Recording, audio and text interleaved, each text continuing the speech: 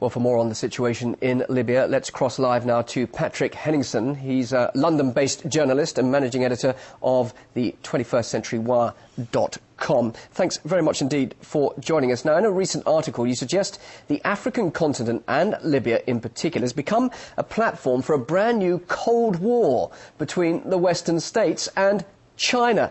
Interesting thought. What brings you to that conclusion?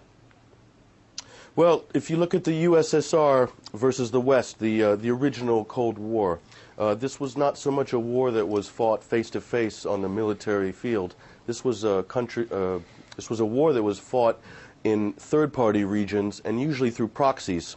And it's exactly what we're seeing today, especially in the last month in North Africa. This is the goals of intervention. So stated intervention by the UN and NATO are very different than what was drawn up in Resolution 1973. The goals are regime change.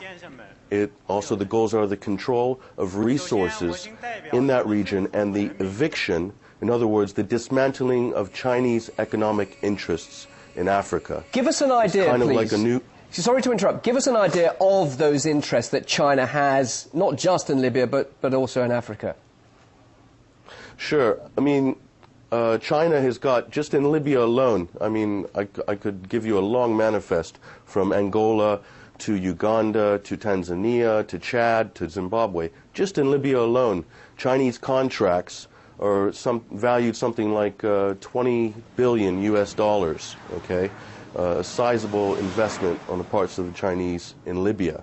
Now, if you look at the instability that has been caused by this situation in Libya and across North Africa, according to Beijing's Ministry of Commerce, the turnover from these Chinese investments in North Africa has dropped almost 15% in the first 2 months of this year.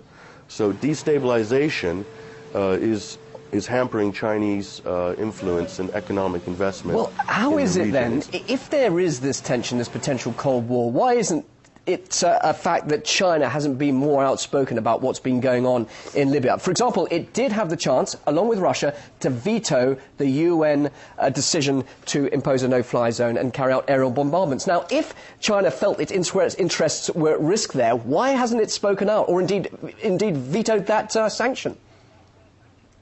Sure. Look, I think this is a very good question. Now, you can look at it two ways, okay? Initially, from a Chinese point of view, the original UN resolution, as vague as it was, is asking for a no-fly zone. Now, if the Chinese initially thought, they took it on face value and said, well, this is going to help stability in the region by having a no-fly zone and hopefully things will calm down and we can get back to business as usual. Obviously, we know from events of the last couple of weeks that it wasn't just about a no-fly zone. It was really about full-on military intervention on the part of NATO in the region in Libya. So the Chinese style of diplomacy also is very different than the West's. Look, China is the elephant in this situation, you know, and despite the rhetoric you might hear from the U.S., and you hear this thing all the time, the #1 economic power in the world is the U.S., this is actually not the case. The U.S. is now at #2, possibly #3, behind China and the European Common Market. So China doesn't have to have the hyperactive foreign policy behavioral patterns that the West uses to get what it needs to get out of the situation. The Chinese will sit, wait, be patient, and they'll make their move accordingly. Sit, wait, and be patient. Okay, can I just ask you, put China aside for the moment, what do you make of the current situation at the moment? NATO's gone far beyond what is legitimate, many are claiming. David Cameron, the British Prime Minister, has just said today that he sees the current resolution as a restriction to what NATO should be doing there. Surely a new resolution now should be put in place to end the stalemate, to end this conflict. Do you agree with that? Well, look, I mean, we got to look at this resolution. Let's have a very good look at this resolution. Resolution 1973 was based on the assumption, and this is based on unverified reports, that Gaddafi was gunning down his own citizens. Okay, we really have to have a good look at this. Who were these people that were, quote, gunned down? How many of them were there?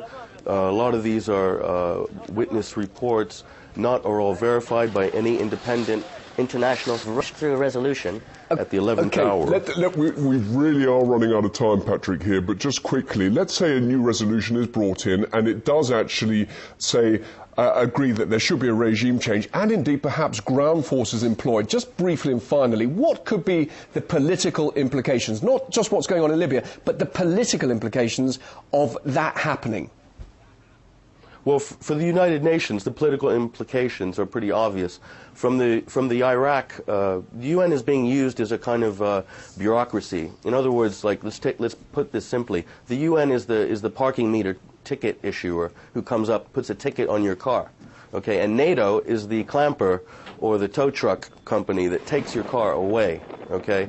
So this kind of technique is being used on an international scale. It could have horrendous implications for the United Nations, could turn the United Nations into a League of Nations that we saw before the Second World War, a completely useless international bureaucratic body that's costing us a fortune and delivering very little in terms of its original charter.